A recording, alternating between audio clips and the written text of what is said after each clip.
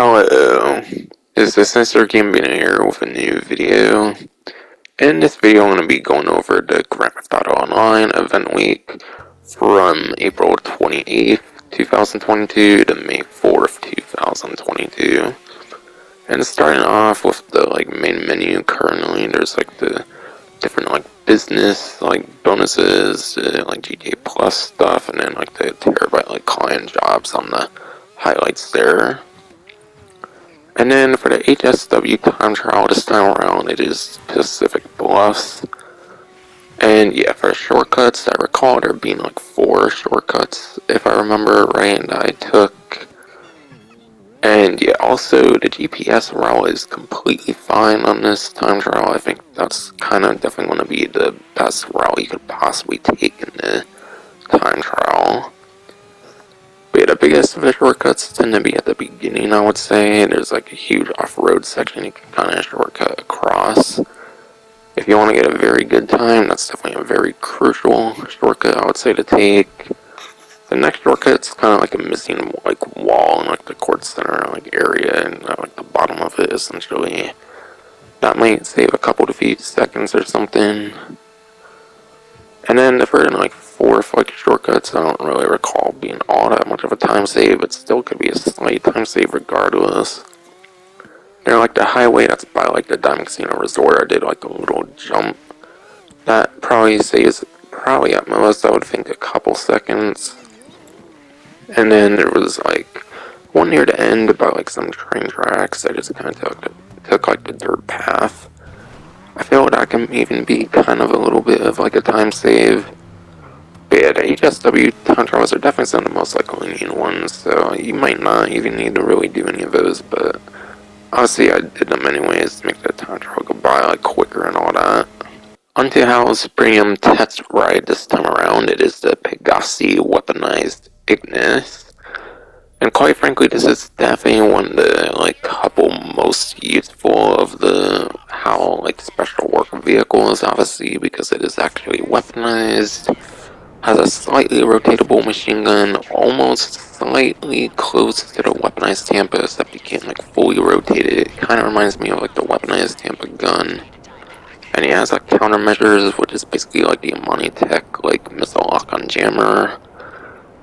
However, though, unlike those Amani Tech vehicles, it does not have explosive resistance. So that's kind of a downside with it, but it's definitely one of the couple most useful of the HAL special work vehicles.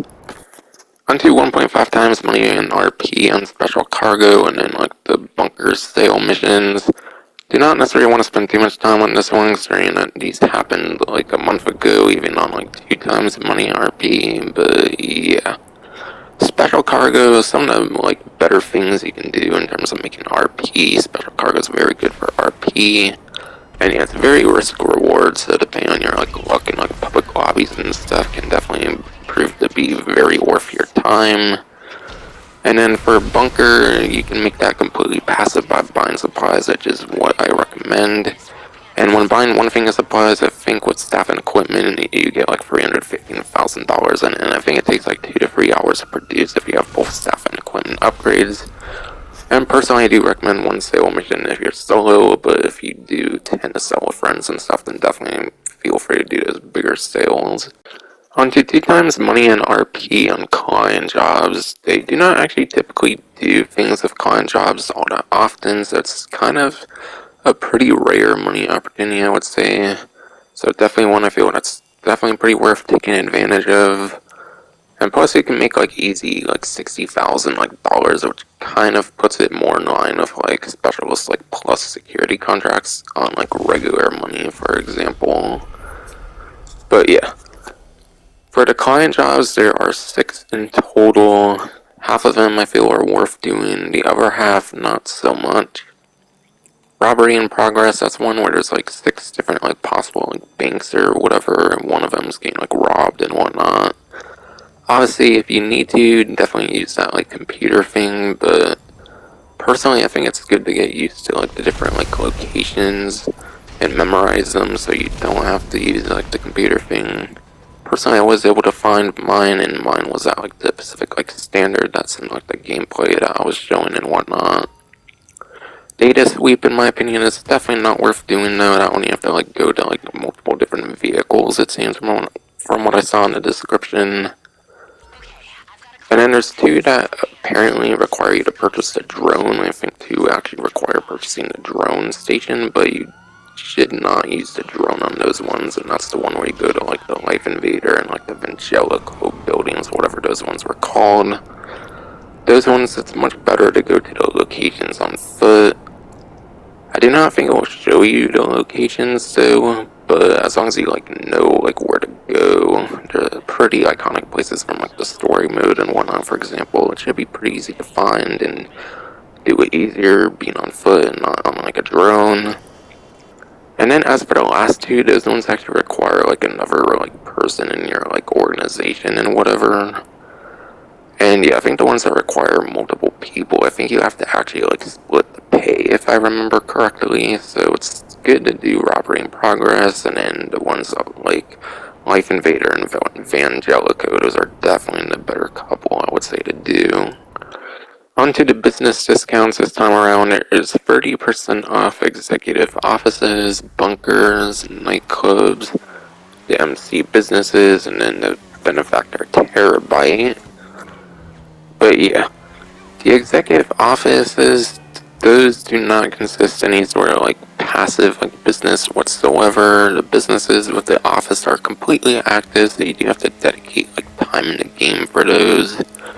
But if you do set up vehicle cargo correctly, that can still be a pretty like okay like source of free mode money making. Because if you set up vehicle cargo correctly, you can get like all like top range vehicles and whatnot. Bunker, I've already explained that one basically earlier. Nightclub, that's the ultimate passive business in the game. The only way you like can actively contribute towards that basically is through like the business battles. But for the most part, that's very passive and also provides very good amounts of money and all that. And you can still do like Paprika Heist and it will still produce and all that. MC business is basically the same thing, though personally, as a solo player, I'm not very huge on the MC businesses themselves. But again, going into the nightclub, you do need those MC businesses operational for 5 out of like 7 different like goods that can be occurred in the nightclub. So the MC businesses are a pretty huge part of the nightclub, though.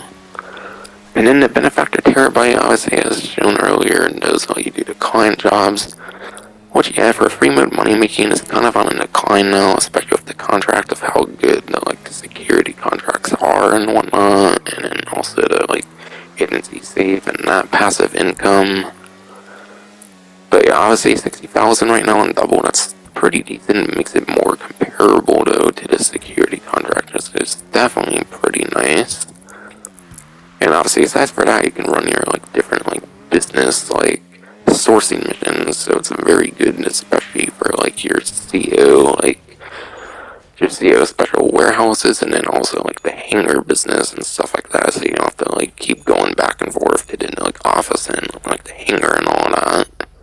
So definitely a bunch of very good business discounts, not one that I say is not all that worth going for this time. Onto 3 times money in RP on Sumo Remix, and then I will add Road Game as well, because Rockstar did not put that on their, like, what's new section for some reason, but yeah. Those are in the Adversary Mode, and then also a Versus mission that is on 3 times money in RP. Sumo Remix, as far as I know, is actually one of the, like, most popular, like, Adversary Modes, so it can definitely be pretty easy to find matches, I would say, especially for Sumo Remix. Whereas it might have a bit of a harder time, obviously, finding out for Road Game, obviously, being on 3 times my RP and also being the only Versus mission. I could see both of them being pretty easy to, like, find things for. But yeah, I think it's no secret, though, that you're obviously not going to make some super good money, even with 3 times my RP on both the Adversary Mode and the Versus mission. The Adversary Mode, that sounds like it's kind of like penned in, like that like free mode event that they at least had at one point. I don't know if it's still a thing in the game, but it's similar to that, except it seems there's like falling terrain and stuff, which is pretty cool sounding. And then yeah, the Versus mission, that's pretty simple. You like pick up a package and you like deliver it, and then on forced pickups you actually only get like a pistol, so very simple mode for road games, so if you get the package and you're a pretty good distance in like a vehicle, there might be a pretty good chance that you can win and whatnot. Onto the podium vehicle and then the prize ride this time around. The podium vehicle is the Ignis Euros, and I had a little look at like Bruffy 1322's like spreadsheet I tend to use for like vehicle performance. That'll be linked in the description below. And between all the different like sport tuners in the game, between like the 12 different like sport tuners in the game, because it is one of those like tuner subclass vehicles, the performance of it didn't really like stand out for lap time or top speed. And yeah, sport tuners in general for lap time aren't really that good and all that. So aside for it being a very nostalgic vehicle from Grand Theft Auto San Andreas, I would say the Ignis Euros is definitely a pass. And then the Pegasi Zentorno is actually the prize ride this time around, and it requires placing top 3 in the Pursuit series for 5 days in a row. Now yes, I know Pursuit series has a minimum of 4 players, and top 3 is very easy to obtain if you're not like the worst racer in a race, essentially. But the fact you have to do it for 5 days in a row, that's just a really scummy challenge in my opinion for a very cheap vehicle and whatnot. Which yeah, I think the Centaur you can already get for like $700, like $800,000. It's such an old vehicle in the game from like 2014. You could even get in single player. That's how like old the vehicle is, because that was back when Rockstar actually cared to add stuff in like the single player. So essentially, you can just do like one Cayo Perico heist for like 1 hour, and then I think you can get the whole vehicle and probably even most, if not all of the customizations. Even so, I don't really think the challenge this time around is really all that worth it. Onto the test track, test ride vehicles this time around. There is the Debauche Champion, the Lampadati Tygon, and then the Ocelot Jugular. Starting off with probably the most worthwhile one here, I would kind of say, is the Debauche Champion, and that is because it is actually an Amani Tech vehicle, which means that stock you actually get the bullet like resistant like windows. You actually don't upgrade them; they already come on the vehicle for the bullet resistant windows. And then like other Amani Tech vehicles, you can add like machine guns, silic mines. And then you get the like choice of like the missile lock-on jammer or the remote control unit, and then also there's armor that you can add as well, but it already has like some slight armor if you didn't want like the armor panels, but the armor panels do obviously add more armor. And yeah, for a supercar, it's not necessarily like very good performance, which you kind of would expect with like an armored supercar.